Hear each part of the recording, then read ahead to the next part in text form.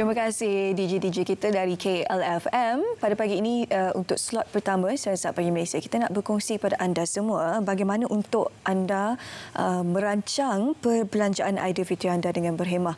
Bagi beberapa hari saja kan, saya yakin hujung minggu ni mesti ramai sebenarnya, terutamanya mak-mak di luar sana yang merancang nak beli baju raya anak yang tak cukup, baju raya suami, baju raya diri anda sendiri kan. Cumanya sekarang ni persoalannya bagaimana anda boleh berbelanja dengan hemah untuk memastikan anda boleh menyambut perayaan Aidilfitri itu tanpa rasa tekanan dan juga kemeriahan dan juga dalam kesederhanaan itu dapat kita rasailah.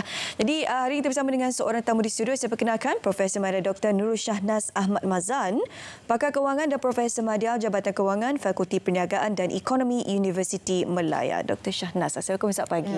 Assalamualaikum warahmatullahi. Terima kasih sama kami hari di studio. Saya rasa ini topik yang begitu kena dan juga sesuai sekali untuk kita bincangkan, terutama kepada penonton Siasat Pagi Malaysia pada pagi ini. Bagaimana untuk mereka merancang perbelanjaan Hari Raya Aidilfitri.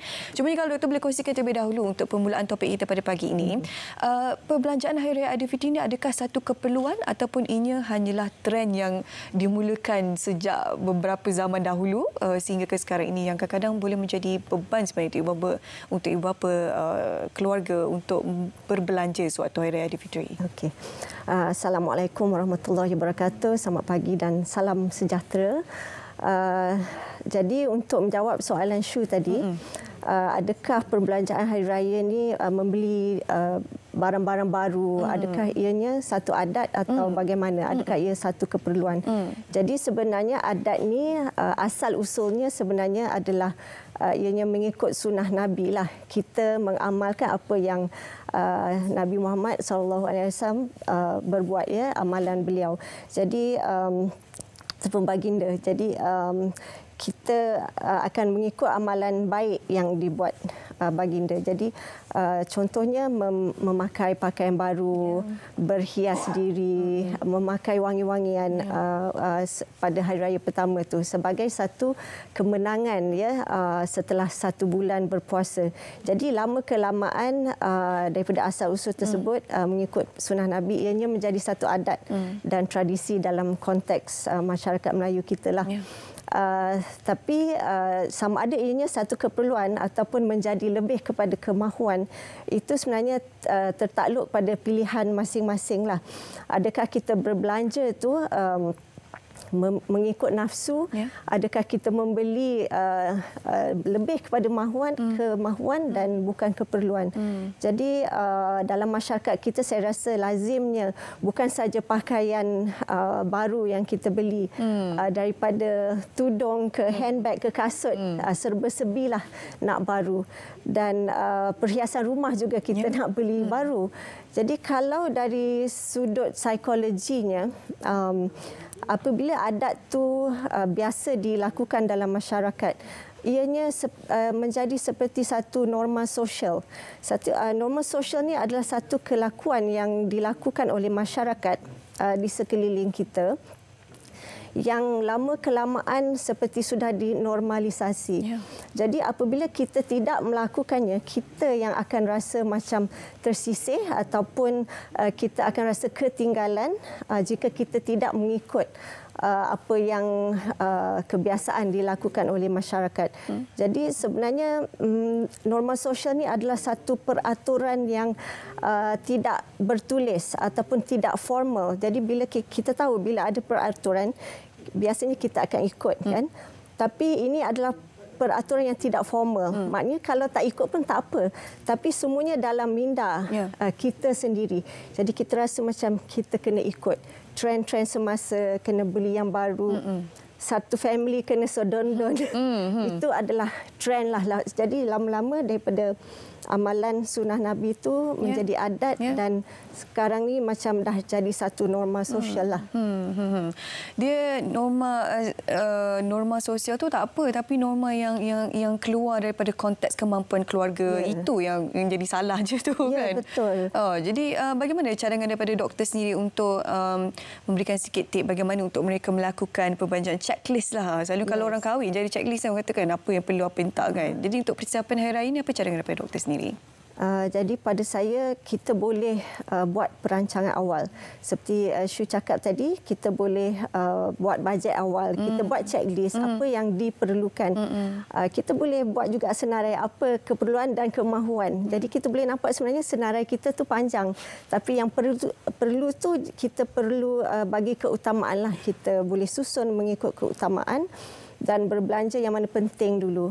Jadi saya rasa yang penting adalah kita tidak membazir dan kita perlu berbelanja mengikut kemampuan. Jadi bila saya cakap kita jangan membazir itu maknanya kita beli contohnya pakaian yang boleh dipakai selepas raya juga. Janganlah raya saja. Jadi itu menjadi satu pembaziran.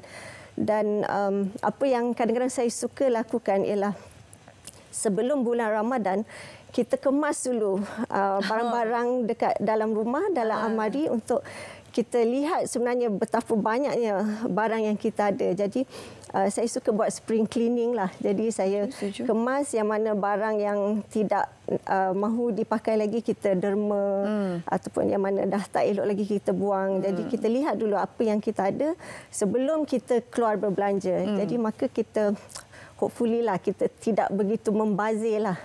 Setuju juga tu. Especially perempuan kan. Yeah. Kalau dia buka balik wardrobe itu, bila dia tengok balik, oh rupanya ada lagi baju yang boleh kita recycle. Kita pakai sekali saja. Nak beberapa tahun lepas kan COVID kan, beli baju raya.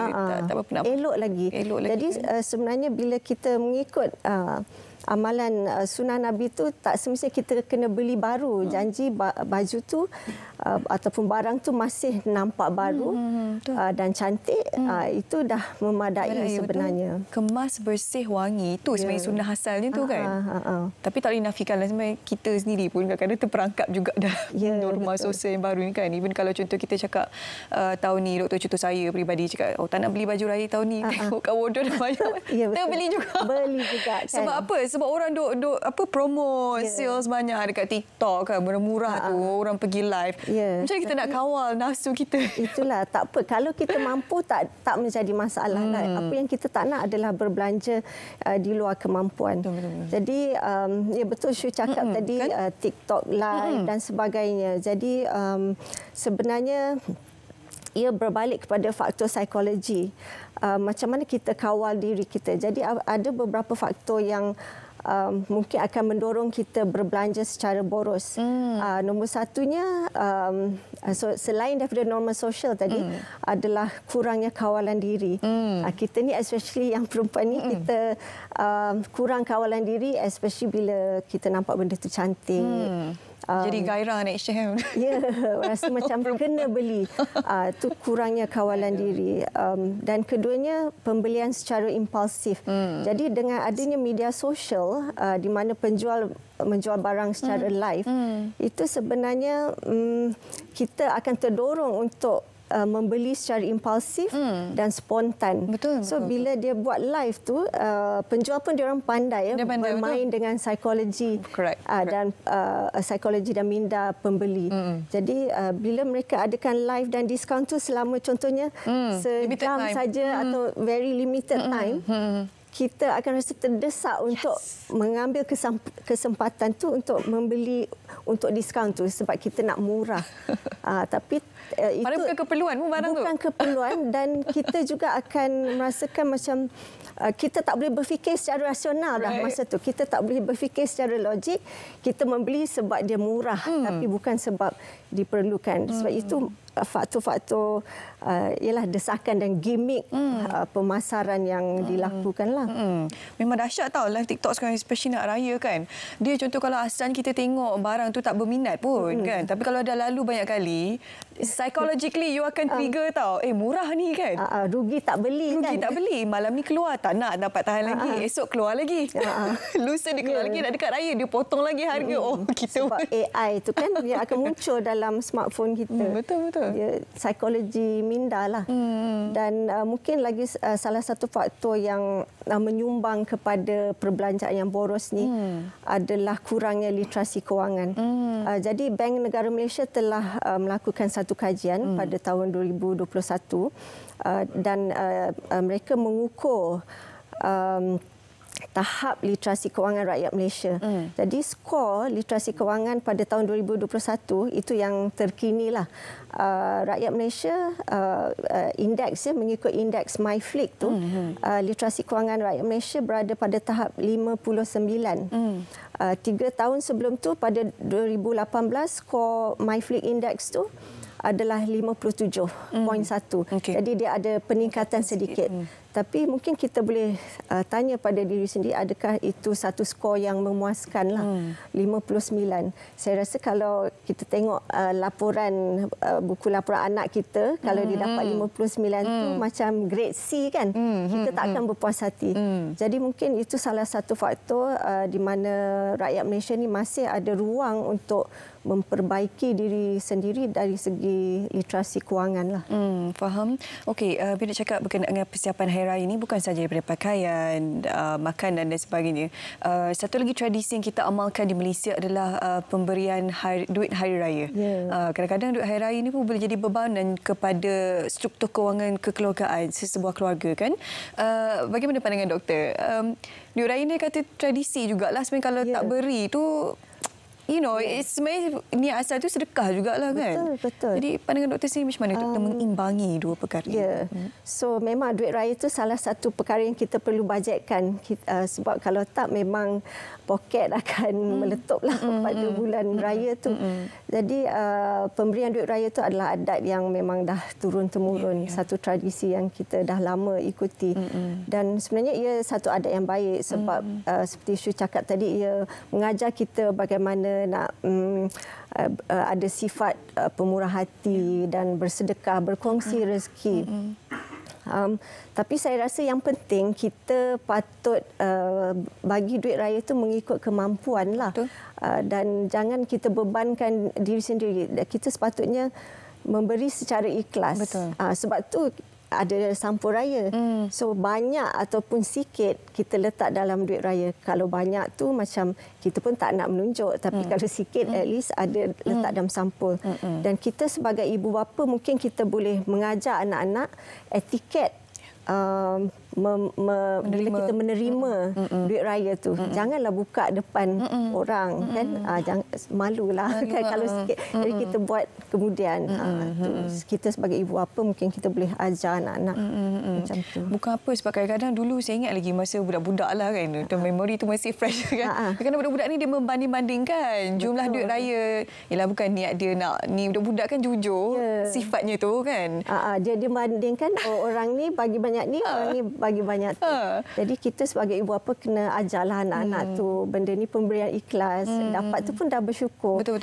Dan di samping tu kita ajarlah anak-anak macam mana nak simpan duit tu. Kita buat penabungan, kita bawa mereka ke bank, simpan duit tu dan melihat macam mana duit tu berlipat ganda lah kalau kita simpan. Jangan dibelanjakan terus. Saya rasa untuk tahun ini raya pun mungkin ketegangan kewangan tu lebih meningkat sikit sebabnya budak-budak baru masuk sekolah kan. Masa mula first day hari pertama kita berpuasa. Jadi bagaimana pandangan doktor Sri untuk memastikan agar ibu bapa sentiasa bersedia dengan keadaan-keadaan ataupun season-season yang bertingkat, yang berlapis seperti yang terjadi tahun ini kan. Masuk musim sekolah, lepas tu tak sampai sebulan lepas tu raya pula kan. Jadi perbelanjaan itu secara tidak langsung akan meningkat kan. Di samping tu saya rasa ketidaktentuan ekonomi juga agak membebankanlah bagi orang. Kos sara hidup dah meningkat, harga barang pun dah meningkat. Jadi saya rasa yang paling elok adalah membuat perancangan awal lah. Jadi janganlah bulan raya tu sebulan sebelum tu baru kita nak simpan duit, dah tak sempat dah. Dan kalau kita nak bergantung kepada pendapatan semasa tu memang tak cukup. Jadi sepatutnya kita perlu membuat simpanan dan tabungan sepanjang tahun. Jadi kita adakan satu tabung di mana kita dah ketepikan banyak duit untuk kegunaan hari raya ataupun merancang untuk perbelanjaan anak-anak dan sebagainya. Kesedaran itu pentinglah kan. Itu perkara asas utama untuk kita merancang perbelanjaan, tak kisahlah, tak kiralah sama ada perayaan Hari Aidilfitri ke para pelajar anak-anak nak masuk sekolah ke. Kalau ada persediaan tu saya rasa kurang sikit tekanannya apabila sudah ada tabung yang disediakan untuk bantu anda menghadapi sebarang season Hari Raya Aidilfitri dan sebagainya lah. Okey, terima kasih kepada Dr. Shahnas bersama kita hari ini di studio untuk berkongsi dan juga membantu anda memberikan sikit sebanyak tip bagaimana untuk merancang perbelanjaan sempena Hari Raya Aidilfitri. Okey, baik.